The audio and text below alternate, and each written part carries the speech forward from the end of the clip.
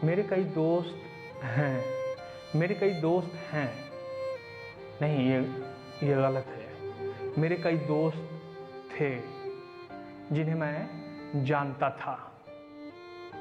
मैं ये भी जानता था कि वो अपने घर में इकलौता ऐसा शख्स है जो कुछ कमाई करता है और उसकी कमाई की वजह से उसके परिवार का गुजारा चलता है। कोरोना ने उनको हमसे बहुत दूर कर दिया, इतनी दूर जहां से वो लौट कर नहीं आ सकते हैं। उनके घर में छोटे छोटे बच्चे हैं, शादी को महज 3-4 साल ही हुए हैं।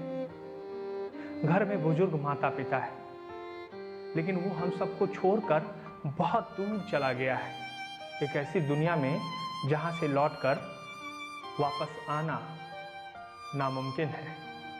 नमस्कार, मैं हूं राज सिंह और आप देख रहे हैं समाचार वाला टीवी।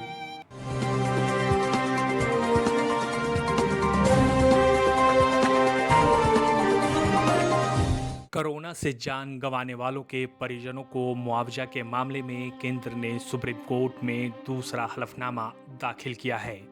इसमें कहा है, धन का मुद्दा नहीं है, मगर कोरोना से जान गंवाने वालों के परिजनों को 4-4 लाख रुपये मुआवजा नहीं दे सकते। पहले कहा था, कोरोना मृतकों के परिजनों को मुआवजा देना संभव नहीं है। सुप्रीम कोर्ट में नए हलफनामे में केंद्र ने कहा है, क्योंकि हमें संसाधनों के विवेकपूर्ण, न्याय संगत और अधिकतम उपयोग को ध्यान में रखना होगा। केंद्र ने पहले हलफनामे में कहा था, अभी तक देश में कोरोना से 3,85,000 मौतें हो चुकी हैं। ये संख्या बढ़ेगी। ऐसे में हर पीड़ित परिवार को देना संभव नहीं है। भारत सरकार कह रही है कि वो 4 लाख रुपये मुआवजा नहीं दे सकती। ऐसा नहीं है कि उनके पास पैसा नहीं है। भारत सरकार सुप्रीम कोर्ट में हलफनामा देकर ये कह रही है कि पैसा है, लेकिन वो 4 लाख रुपये नहीं दे सकते हैं। क्यों नहीं दे सकते हैं?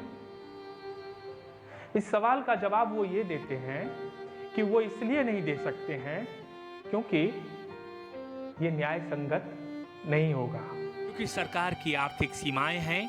केंद्र सरकार के पहले हलफनामे के बाद सुप्रीम कोर्ट ने 21 जून को उसे दूसरा हलफनामा दाखिल करने का निर्देश दिया था। केंद्र की सरकार ने कोरोना आपदा के समय लोगों को अपने हाल पर छोड़ दिया। लाखों लोग बदइंतजामी की वजह से इलाज के बगैर ही मर गए। ऐसे नरसंहार के बाद मोदी सरकार ने अब किसी भी तरह के मुआवजे से भी अपना पल्ला झाड़ लिया है। अब जो मेरे दोस्त हैं, आपके भी दोस्त होंगे।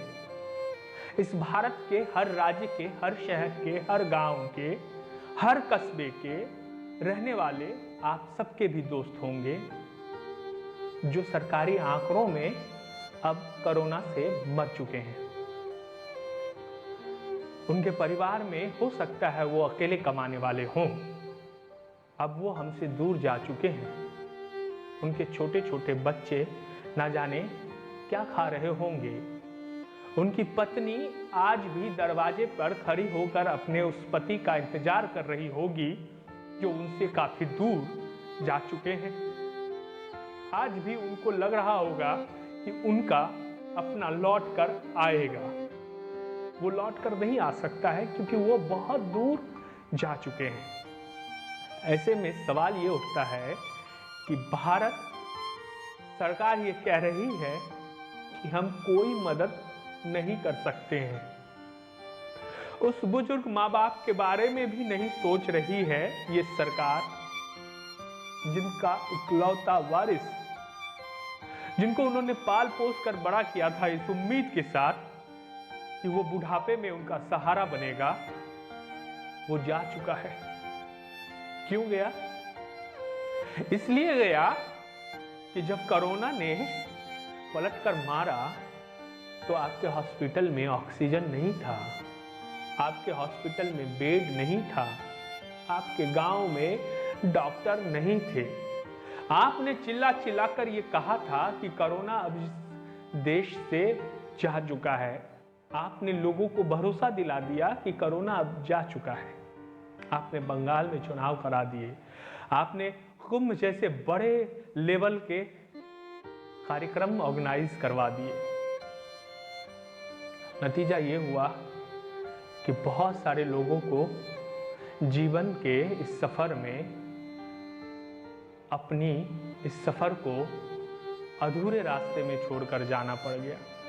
कोरोना संक्रमण के चलते मरने वाले लोगों के परिजनों को मुआवजा देने की याचिका पर सरकार की दलील है कि एक तरफ जहां कोरोना की वजह से स्वास्थ्य व्यवस्था पर सरकार को बहुत पैसा खर्च करना पड़ रहा है, वहीं टैक्स वसूली भी बहुत कम हो गई है।